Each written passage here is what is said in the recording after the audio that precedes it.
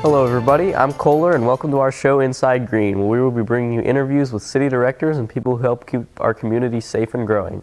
We're filming from the TV studio right here inside Green High School as part of our TV production class, and today I'm sitting here with Mr. Wayne Wethe. First, could you tell us a little bit about yourself? Yeah, I've been with the City of Green for close to 31 years now. Basically, I've always worked in planning and development for other communities as well. Married, my wife Marisa. We've lived here in Green for those 30-some years. I've got two children that graduated from Green High School a little bit before you guys.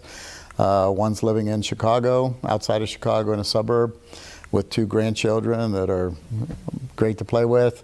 And my son, who graduated as well from Green High School, he's out in Aurora, Colorado with his wife. A little bit more, graduated from University of Akron, a couple degrees, and basically stayed here in the region, and have had a long career with the City of Green. Awesome. Could you provide an overview at what you guys do and some of the responsibilities of the planning department and the development department? Sure. So I'm going to hit on a couple topics, and any of these you want to talk about in specific. So we do all the land use planning. That's the minor subdivisions, major subdivisions that you see, things you see like happening across the street where homes are being built on a former property owned by the Jacobs family called Jacobs Ridge. We do minor subdivisions when you want to split off. If you have 5 acres, you want to split them off. I manage the zoning division as well, and they do all the residential permits. They issue all the permits, and they do inspections on over 800 properties here, and 800 permits every year in the City of Green, plus complaints about properties as well. We manage the Historic Preservation Commissions, the Design Review Board, the Planning and Zoning Commission. Trying to think here what else we do.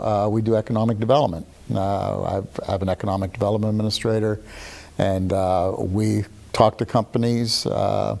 We've met with the owners of the FedEx building that a lot of people see here in the Green community. You guys see it every day.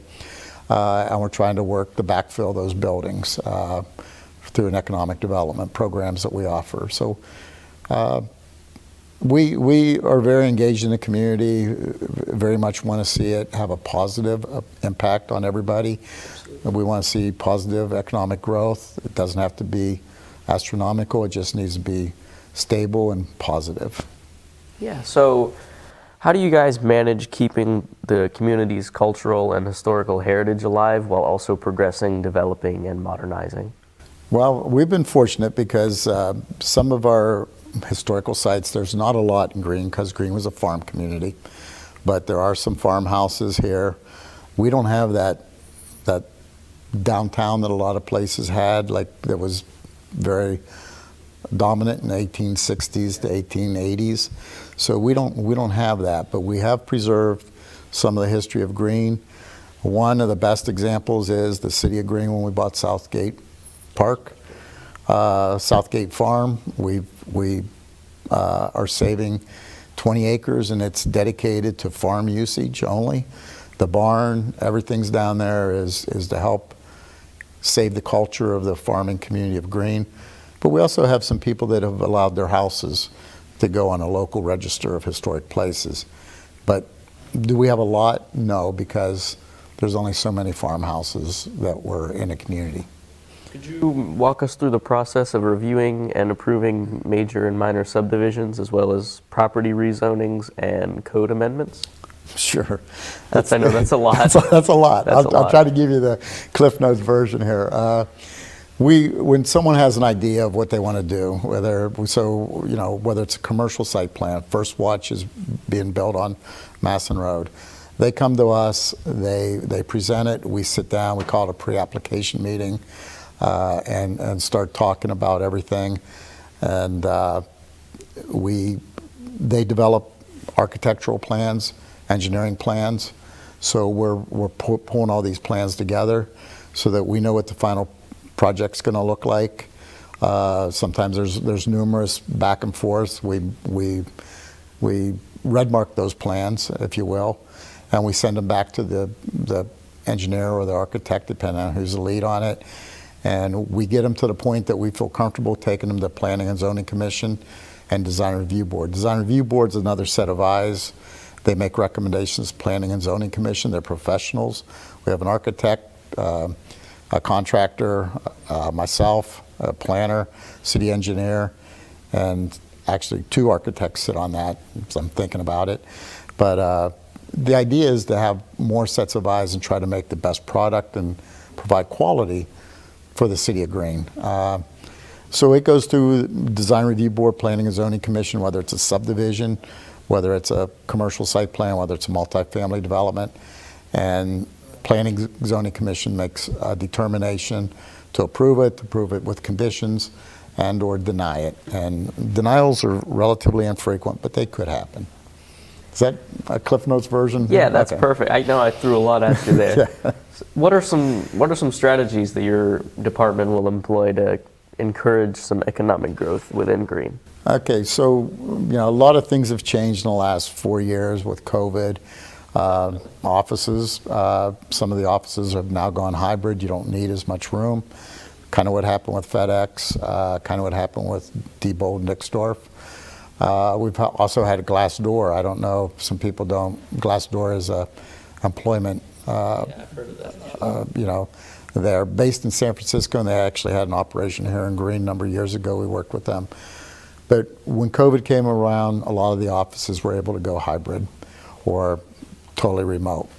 So what we've been doing is we've been backfilling. We've been working with companies to backfill and work with the owners of those properties, the brokers, the real estate brokers that are marketing them for them, and try to backfill the buildings. We'd rather backfill buildings than see new ones get built.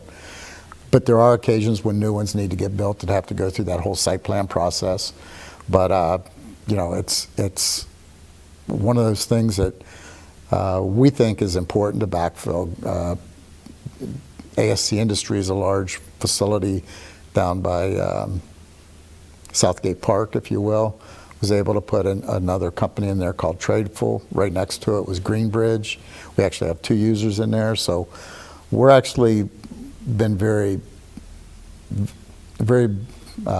fortunate, I guess is the best to say. We've been able to backfill a lot of buildings. Every once in a while a new one goes up because that's what that company needs. Yeah. So what are some of the most recent successful projects that you guys have sent through to the city that you're most proud of? Depends on economic development or transportation, or we feel we've been very involved in the park development, and we think we have great parks. It's now I don't know if you've talked to our service director, but she may be here sitting with you one day, or she may have been here already, but we work with them. We've acquired properties for parks. Some aren't fully developed yet, and we work with them to plan and develop those parks. The planning department actually puts a lot of the projects on the drawing board, and we look for funding. So, Massillon Road North and Massillon Road South, a lot of those roundabouts, the planning department was able to obtain funds, outside funds, so the whole burden was not put on the City of Greene. And then we turn that over to our engineering department. They take it from there. We recently, with engineering, partnering with them, have been able to do, a number of years ago we put Arlington Road. And Arlington Road will have a roundabout at Bettler and a roundabout at Southwood. And it'll be widened to 4 lanes with access controls. And we were able to start that project and get funding for it as well. And engineering has also gotten some funding for it outside of what we normally are able to obtain. So we work with a lot of these projects and see them come and be built, I guess is where that's what we like to see, is all our efforts and see the culmination of those efforts. Yeah, absolutely. What do you guys view as some key opportunities for the planning and development that you guys see, and how do you plan to address them?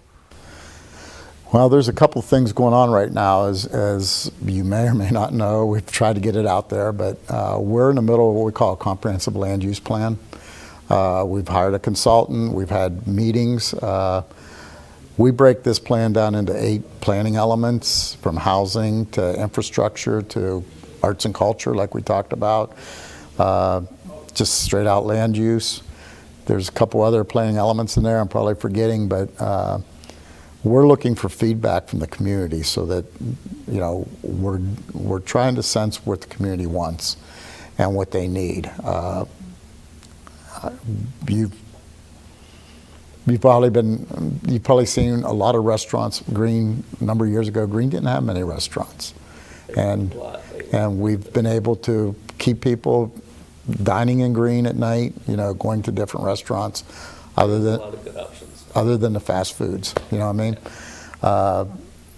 And the grocery stores. At one time, Green had one grocery store, and you know, as they started to come, I think now you have options.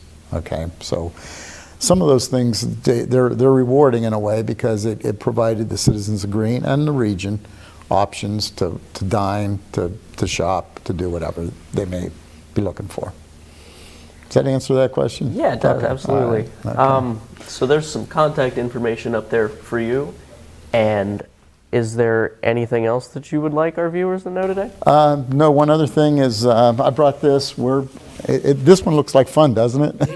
I got one of those. The Okay, celebration of and education. I call it a coloring book, but community activity book. But this is a great way, honestly, to have fun and put down your thoughts about Green. Get out there and enjoy it for what it is. So, I mean, I guess that's the only thing. I didn't put that in with the comprehensive plan, but it's kind of on the same level, only I would think it's a little bit more fun, right? Yeah. I call it a coloring book. My staff looks at me, but it's not.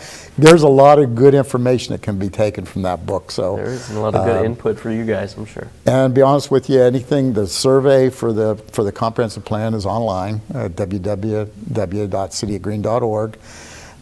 We can get these out to people. We'll get a paper survey out if you can't. You know, we've actually had some people say, I don't use a computer. There's still some out there that don't, and we'll get documents out to you if you give us a call at the number up there, the 896-6614 number. Awesome. Well, Okay. thank you so much for being here today. Pleasure to be here. And thank you, our audience, for tuning in, and be sure to look out for our next episode.